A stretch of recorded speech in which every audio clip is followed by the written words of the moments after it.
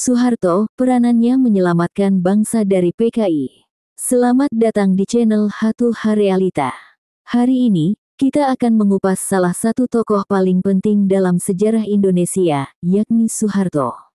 Tak hanya dikenal sebagai Presiden Indonesia yang menjabat selama lebih dari 3 dekade, Soeharto juga memiliki peran kunci dalam peristiwa besar yang menyelamatkan bangsa Indonesia dari ancaman komunisme, khususnya Partai Komunis Indonesia atau PKI. Bagaimana peran Soeharto dalam menjaga kedaulatan bangsa pada masa itu? Mari kita simak bersama. Situasi Indonesia pada tahun 1960-an. Pada tahun 1960-an, Indonesia tengah berada dalam kondisi yang sangat rapuh. Pasca kemerdekaan, negara kita mengalami gejolak politik dan ekonomi. Situasi ini diperburuk oleh ketegangan ideologi antara pihak yang pro-komunis dan mereka yang mendukung demokrasi. PKI, yang pada waktu itu sudah merasa memiliki kekuatan, semakin berani memperjuangkan ideologi komunis yang berusaha mengubah wajah Indonesia menjadi negara yang berpaham komunis. Gerakan ini semakin kuat, terutama dengan dukungan dari Uni Soviet dan Tiongkok. PKI berusaha untuk menggulingkan pemerintahan dengan berbagai cara, termasuk yang dikenal sebagai Gerakan Tanggal 30 September atau G30 SPKI, yang membawa bangsa Indonesia ke ambang kehancuran. Puncak ancaman dari PKI terjadi pada tanggal 30 September tahun 1965, ketika sekelompok militer yang terpengaruh ideologi komunis berusaha menggulingkan pemerintahan Presiden Soekarno. Mereka menculik dan membunuh 6 jenderal serta 1 perwira tinggi. Peristiwa ini dikenal dengan nama Gerakan Tanggal 30 September atau G30 SPKI. Namun, dalam kekacauan itu, Soeharto, yang pada saat itu menjabat sebagai Komandan Komando Strategis Angkatan Darat Pangkostrat, mengambil langkah tegas untuk menyelamatkan negara. Melalui aksi cepat dan terorganisir, Soeharto berhasil memimpin pasukan TNI untuk mematahkan pemberontakan tersebut dan menyelamatkan Jakarta dari jatuh ke tangan komunis. Berkat kebijakan tegasnya, gerakan PKI pun dapat dilumpuhkan.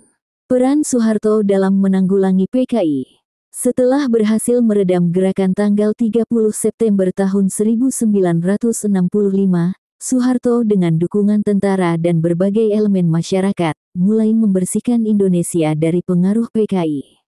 Pada masa ini, operasi penumpasan dilakukan secara luas terhadap anggota-anggota PKI dan simpatisannya di seluruh Indonesia.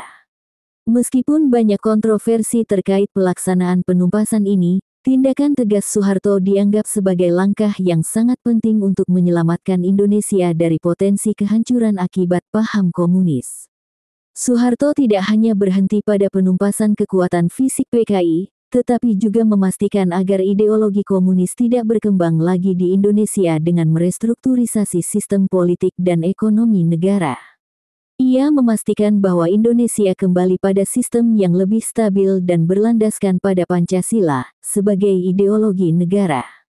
Pengaruh Soeharto terhadap stabilitas Indonesia. Soeharto kemudian memimpin Indonesia selama lebih dari 30 tahun, dari tahun 1967 hingga 1998.